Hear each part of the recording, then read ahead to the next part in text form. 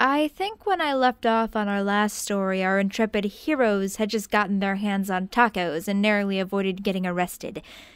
Henderson is formally introduced to Carrie at this point, and I decline the offer to take over her character to get back in the game. I already had a character in mind, and the session was almost over at this point anyway. Henderson, being the responsible adult that he is, takes the kids to Harry's. "If you're old enough to kill cultists, you're old enough to drink," he told them, and grabbed everyone a beer. We got most of the way into an elaborate The Big Lebowski reference when she finally asks a question, in a tone of voice that suggested irritation. "What the hell are you guys talking about?" "What?" "I mean, you guys are clearly having a laugh at my expense. I don't mind that, but I'm not getting the joke and it's pissing me off." Dude, Henderson is practically the dude from The Big Lebowski. That can't be accidental. It was. I've never seen the movie. What? I've never seen The Big Lebowski? What the fuck do you mean you've never seen it? Not sure how that could be misinterpreted. I think my uncle mentioned liking it in passing once. The GM agreed to call the evening right there so we could work on the next part of the game, while we dragged our fearless leader to watch what we thought was a fantastic movie. So at Harry's, they bump into my second to last character, Malcolm Reeves. Mal was a soldier who just got discharged from the military after a tour of duty sent him into a nest of monsters. He was diagnosed with schizophrenic hallucinations caused by PTSD and sent home. He overhears Henderson talking about cultists and deformed hell poodles and asks if he can get involved. We move out of the bar as evening begins to set in various degrees of drunk. We start with the building Henderson exploded. Nothing. We go back to the remains of the church Henderson burned down. Nada. Same story with the old mansion and the cult meeting we saved Carrie from. "Fucking cultists!" Henderson yelled, dismayed. "Not a clue anywhere!" "Maybe if you didn't burn anything down, we'd have more to work with," Mal suggests. "We wage a scorched earth sort of war here, kid," Henderson says darkly, "but that can wait until we get to lead. Anyone have any ideas?" Jimmy, buzz well on its way wearing off, raises a hand. The internet?" "What the hell's an internet?" And then Henderson learns something new about the world. Seeing as how Carrie and Jimmy's parents wouldn't want a trio of random dudes showing up to use their computers, they do the next most logical thing: break into the library and use the public access lines. Sadly, Google had zero useful results on the Gorum Puchul fucking cultists! Disciples of the Yellow King, as Jimmy pointed out and then corrected Henderson's spelling, had a list of locations and possible meeting times for various groups across the city. There were 10 unmolested locations, and several of them were having meetings this very night. Clearly, the GM is wanting us to get back to investigating. Henderson instead bought enough gasoline to make about 50 Molotovs, and we burned every one of those motherfuckers down that evening before dropping off the kids at home for a good night's sleep. Mal buys the first round as we watch the news, seeing our exploits all over TV. We all get a good laugh when the cops apparently failed their assorted checks, tests, and investigations, since we players decided as a group that going to confront possible suspects meant having no fucking clue what's up, and we're gonna go arrest Jeff Bridges, Kevin Smith, and Marshall Mathers.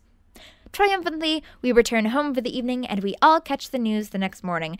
Apparently, people are appalled by the hate crimes against this one religious group in the community, and they send their prayers with them. The head of the local cultists thanked the community for the concern and said that he had the permission of the local government to gather together and pray for the souls of their departed in a local high school gym.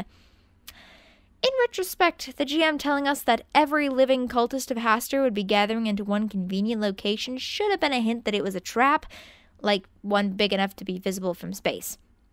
This is when Henderson had a cunning plan. He was gonna go there and talk to the head cultist guy. I tell him that it's a fantastic plan since Will already shared the summoning of the demon thing Henderson accidentally accomplished with him. So, the new plan, of which Henderson was only vaguely aware, was that Jimmy was going to help the deacon set up a slideshow thing for all of the words of the prayer that he was going to lead. Henderson asked what significance lawn gnomes had in their worship. The deacon, after deducing that he wasn't in fact being mocked, explained that the church was rather neutral on the topic of lawn gnomes. Henderson then kept chasing the line as hard as he could, asking about things like human-gnome relations, whether the gnomes had souls, whether said souled gnomes could theoretically be used as sacrifices to Satan. The deacon then, and I'm quoting the GM here, in the only good line he had the entire game, gave Henderson a look. A look that can only be summed up as, "Dude, I fucked a shoggoth and you're creeping me out. Jimmy then led Henderson away from the fracas after he completed his secret mission of changing one of the slides about a third of the way into the show. That evening, the cultists prayed to Hastur. They asked for guidance and protection. They asked that their dead be avenged. They asked that they be allowed to continue serving. Or at least, that was the intent. One of the slides had been changed to say something more like Elwa al Cthulhu Fatagan Kekilifar al is Ararkis Fal Depwa. One horrible, tentacled monstrosity per member sang the prayers out loud. The GM assumed that we would crash the show. We chose instead to barricade the doors and leave. After the horrors had ripped apart the cultists, they turned on each other.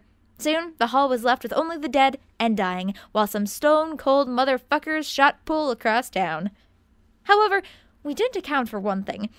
Hastur wasn't the only game in town, and the High Priest of Cthulhu felt 100 monsters being called into the world in his master's name. He investigates and finds the scene of the crime, and then looks into the earlier summoning performed by Henderson. Gravely insulted by this turn of affairs, he uses a sympathetic binding using what little remained of the corpse to sick a pair of hellhounds on Henderson before returning to his meditations. When they catch up to him, Will's already gone home, the kids are sleeping, and Henderson's going for a walk with Malcolm. We're in the park not far from his house, about to part ways when we hear a horrible, snarling noise.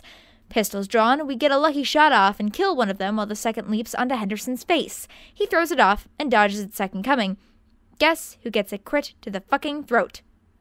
Fucking guess! Yes, I'm still bitter that no character other than Simon survived across multiple sessions. So, as the monster kills me, Henderson manages a few solid kicks into it. The summoner, having detected a kill from his beast, dismissed the survivor, assuming that he got the kill he desired. Henderson called the cops, and Mal was given a small but tasteful funeral at the military's expense. The official police reports read it off as a mauling by some dogs that apparently escaped, heavily wounded. The surviving party members raised a glass in his name, while you and I are going to diverge from the sad scene. That night, on the way home, I had a terrible premonition. I now wonder, looking back, if this was the same fey mood that took her the evening she created Henderson. I lurked forums. I googled strategies. I shared small snippets of my sob story online while I accumulated knowledge. Henderson was born of madness and a man's hatred towards blind antagonism. I, on the other hand, turned my eyes towards a magic more solid, practiced, dependable, evil.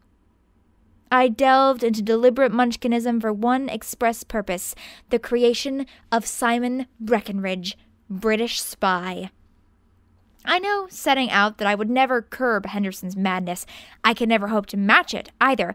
I therefore built Henderson's exact opposite. Competent, sane, cunning, his karmic balance, the yin to his yang, his fucking soulmate in pull-out annihilation, the perfect support character. When utilized properly, a well-made / played support character is a fucking force multiplier for team effectiveness. Since Henderson was already wrecking the campaign harder than anything I could possibly design, I chose to co-opt her efforts and make the Henderson situation exponentially worse. Since I've been absent for longer than intended for the whole director's cut thing I've been doing, I'm going to power through the rest of the story tonight, so excuse me while I go slip into something a bit more comfortable and grab a snack. Simon was intentional? That explains so much! Man, I can't make shit up off the cuff like you can. Simon was like a week's effort. I skipped a couple classes to perfect my technique. Switching away from the antics of Henderson for a little while, we take the action to London. Most spies who try James Bond-level bullshit get killed. They get lost or abandoned by their country. Most spies are not Simon Breckenridge. Due to careful manipulation of events behind the scenes, he managed to close multiple gaps in security, sleep with most of the attractive ladies in town, and pass all the blame to other people. He had a distinguished career behind him and retired at age 45 with enough embezzled government funds to have him tried for treason. Less than a week later, without his spy network in place, his country house is destroyed, and he goes back to work trying to figure out who killed his wife. His one lead skips town on a boat, so he goes to America with only one goal in mind: revenge. He knows that he'll have to use local conditions to his advantage since he was going in blind and without a penny to his name. After all, the Crown could hardly be caught funding a covert operation stateside. I track the yacht and find out where it intends to make landfall. I send a wire back home and discover that it's an influential member of a group known as the Disciples of the Yellow King. Looking around, it's not exactly hard to figure out why he might be interested in this town. Someone apparently declared war on his fucking religion. I decide that finding the group responsible for this would be a wise move, since the enemy of my enemy would make an excellent disposable asset for the given value of friend. Deciding to get up bright and early the next day to search it out, I retire to a pub near my quaint hotel room intending to sample the local fare. As I walk into Harry's pub, I'm greeted by a pair of people in the midst of a heated argument. "I'm telling you, Will, this sort of degenerate activity is what's wrong with this country today. You're fucking crazy, Henderson. Every generation has its thing. You guys at Woodstock, this is just the new thing. Come on, we all know those punks on the TV are talentless hacks. The real masters of the craft are dead and gone." I guess that's true enough, assuming you give proper credit to the proper men. Will, there's no fucking way, in any universe, that Tupac was better than Biggie. "Let's get a second opinion," Will responds, before turning to Simon. "You there, new guy. Yes? Tupac or Biggie? For what, president? I'd rather vote for someone with a sense of pizzazz. What's Liberace doing these days?" Henderson smiles. "I think I like this guy. Sup, Limey, what brings you across the pond?" "I'm a secret agent for the Crown. I came here to reenact a James Bond movie and get thrown out under an assumed name. Given your hilariously liberal gun laws, that should take up most of my holiday." "Which Bond?" "Connery, the only proper one," Simon notes, a hint of distaste in his voice. "Nice." Henderson looks at the TV. "Hey, they're talking about us again." "Your church?" Simon asks, taking mental notes. "Victims of jihad," Will responds, taking a sip of beer. "Demon-summoning cultist bastards. Stole my gnomes, too." "Why do you reckon they did that, anyway?" Will asks, turning to his compatriot. "Nearest I can tell, some sort of ritual sacrifice," Henderson responds. "By the way, that taxidermist ever finished stuffing that poodle? I figure I can use him to keep away the kids on Halloween." Simon finishes his mental assessment. These morons will make for excellent cannon fodder. "Gentlemen, a proposition." He then explains the yacht situation to the two of them, while Henderson takes a call from Jimmy. He then laughs. "Can you boys handle getting some parachutes and some speakers for a rock concert? I just had the best plan ever." "What sort of plan is this?" Will asks, watching Henderson intently. "The best one ever. Come on, when have I ever lied to you?" Refusing to explain further, he goes and leaves in his Buick to unknown destinations. Will lets out a sigh. "I know where we can grab some speakers. You think you can get some parachutes?" "I think I can manage. We meet back up here tomorrow?" So while we went off to do some very mundane things, Henderson went to the local Air Force base. He told the man at the gate that he was a veteran needing to see a doctor, and then drove off to where the vehicles were kept. Since the GM had no idea how base security was supposed to work, he pretty much just walked up to a cargo chopper going through pre-flight check and punched out the pilot. After hooking up the Buick, he flew across town to an abandoned warehouse and parked the chopper before going home. There really isn't anything more to that story. Apparently, these were the worst MPs in the history of our armed forces. We all come back to the bar, and Simon informs the group that the yacht will arrive in 2 days' time. Henderson and Jimmy rig up a thing that would let them control the various light charges and speakers from a cheap laptop, while Simon reacquainted himself with the controls of a helicopter. The theft and dropping of the yacht clearly happened at this point, so I'm not going to bother reposting that part of the tale here. My version wouldn't be nearly as funny as the way she wrote it anyway. I totally expected more resistance. I planned that shit out like a Shadowrun-style attack, and then nothing happened. I just kind of walked in and jacked the chopper. Hilariously, I had no fly-a-chopper-related skills, even in the backstory. GM just assumed it was there, and I went. I fully expected to crash that thing in a field running from, like, the entire military. At this point in the game, having dropped the yacht, we are under no illusions as to what was going to happen next. The GM gave up the investigative undertones. We gave up on the disguising of our war. I don't know why, but the GM refused to give us a cop-out. He didn't want to just rage quit and go rocks fall, everyone dies. The session ended with us dropping a yacht, and we all walked out of there fully expecting open warfare when we returned to the table. A week later, we met for the last time as a group after months of weekly games. It took Henderson about 3 weeks to completely destroy any semblance to a plot or a long-term goal. All that mattered at this point was that our deaths were long, glorious, and brutal. Ironically, It was the first time we all arrived at the table with the same expectations and enthusiasm. She wanted to see Henderson die, and the GM wanted to kill him. I wanted Simon to draw it out as long as possible. John wanted to see Will continue to give 0 fucks. In a way, we all succeeded in our respective goals. The game picks up about 3 days after the dropping of the yacht. The remaining cultists begin to kill each other in open warfare, and the police and federal investigators are all flipping their shit over the blatant wizardry happening. In the midst of it all, we were hitting high-priority targets and wreaking as much havoc as possible. The Buick was sacrificed as a car bomb to wipe out a police station filled with Shoggoths. We managed to briefly steal a tank from the National Guard and drive right through a bunch of zombies in a shopping mall. Henderson updates his outfit, swapping the Hawaiian shirt for a leather jacket, the back of which is emblazoned with a gnome wearing aviators and throwing up the horns. He also dons a regular pair of gray cargo pants since he would have more pockets then. Simon put on a tuxedo and refused to take it off, while Will donned a Flogging Molly t-shirt and a utility kilt. Jimmy and Carrie, sadly, couldn't update their costumes. Their players were pulled out of the game at this point by Jim's parents in the real world, since they insisted on dragging them to some movie. We decided that meant that Henderson made Jimmy get the hell out of Dodge, commanding him to continue the good fight if it came to that. We went back to the abandoned hockey stadium we were using as a base and loaded him up so he'd get out safe, and then dropped him near a military evac zone where he met his family. We raided an Applebee's to get some food supplies and then hit up a hardware store along the way. On the way back, we find out that the bad guys have realized we're the cause of all their problems, and we're about to launch a coordinated strike against us. They breach the military line between us and them and start to pour after us like a black sea of unthinkable horrors. Along the way, they started to reanimate the dead and dying of both sides to join their charge. We managed to stay a half a step ahead all the way back home, occasionally taking a detour through a place like an abandoned shopping mall or the Home and Garden Center at Lowe's. We get back, and then Henderson lifts up a gnome from the back of the truck. He smiles, and then sets it back down, before turning to us. "Gentlemen, it's been a pleasure." And with that, he made his way to the rink. We all knew then that it was going to be a last stand scenario, and we started barricading the doors.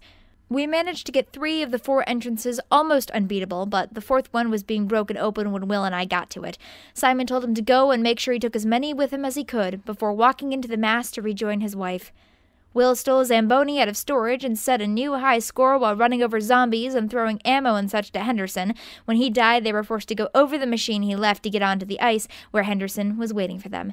He managed to kill a shitload of them, but then he saw they managed to get rid of Will's impromptu barricade. As if on cue, all 3 of the still-locked entrances explode open, and a horde seemingly without number comes in.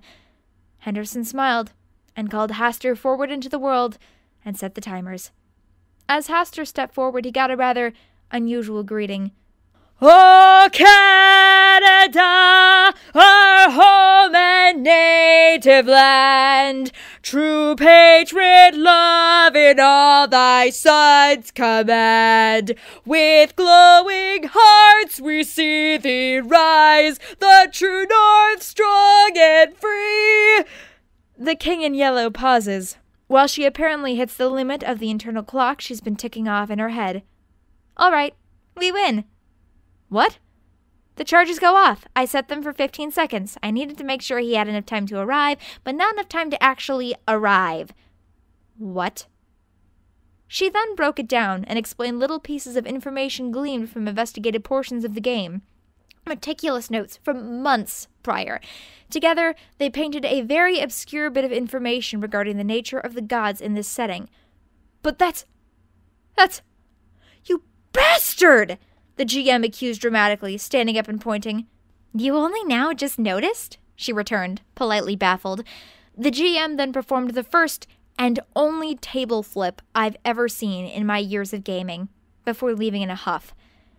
After a few moments of awkward silence, I realized that for all the bullshit, it wasn't really a satisfying ending.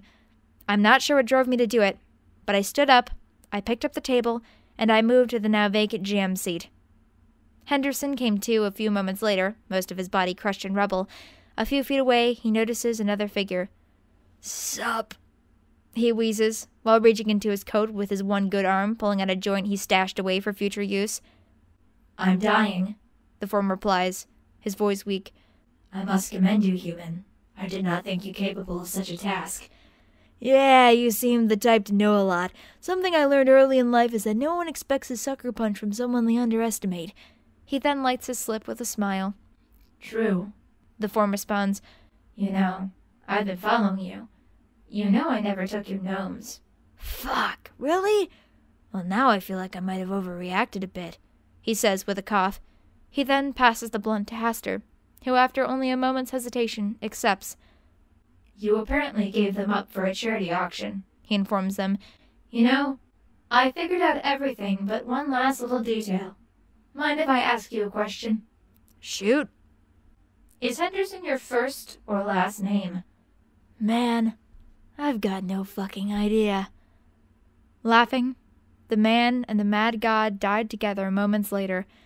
Henderson's body was dragged from the rubble 2 days afterwards, and only Jimmy and Carrie and some old preacher man cared enough to attend his funeral. To clarify, in further detail, Henderson asked for them to not waste money on a corpse. His exact words were to just toss me in an old sack or something and send me to the dump. Ain't nobody gonna mourn me or give two shits I even lived. Jimmy opted to get him a rather nice coffin and pay for a decent funeral, even if there were only the two of them there to mourn. It amounted to nothing, but I felt oddly touched that he felt obligated to make the gesture. Will was buried nearby, since they were apparently friends in life and he didn't have much in the world after his bar burned down. Simon was quietly retrieved by his son and put to rest near his wife's grave a week later. Jimmy and Carrie managed to get into a nice college together, since the insurance from Henderson's life and homeowners insurance policies, as well as the money coming in from liquidating Will's assets, gave them a nice head start on life. Their story didn't quite end there, but I'll let that shit slide for now, since I know you guys only care about one epilogue. Henderson opened his eyes, fighting off a migraine God only knows how long later. He forces himself to his feet and squints around at the blank desert horizon. He looks at the mesas in the distance and the endless sands in every direction. Well, I'm either in hell or Utah. He lets out a deep sigh, realizing he's out of cigarettes. Utah, knowing my luck. He notices a town in the distance and has no better idea on what to do next, so begins to walk in its direction. Man, that better not be a fucking mirage.